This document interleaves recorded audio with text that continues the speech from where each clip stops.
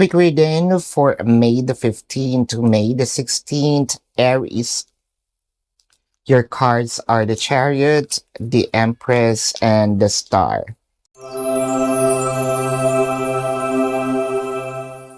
Well, at last, no, meron na ditong pag-amin. Meron na ditong, this is what I felt for you.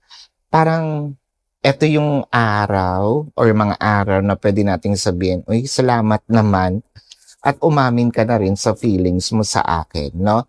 Dahil matagal mo na rin sigurong inaantay na itong taong ito is mag-confide na ng kanyang nararamdaman. Sabihin yung totoo, no? Kung ano ba yung estado ninyo.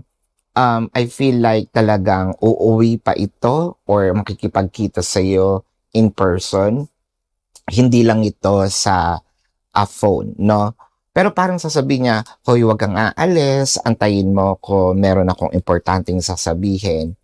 And I feel like masa-surprise ka in a way kasi ina-expect mo na meron siya talagang feeling sa'yo. Pero hindi mo inaasahan na ito yung araw na magiging kayo. This is your quick reading for May the 15th to May the 16th, Aries. My name is Daphne, but spirit calls me bye-bye.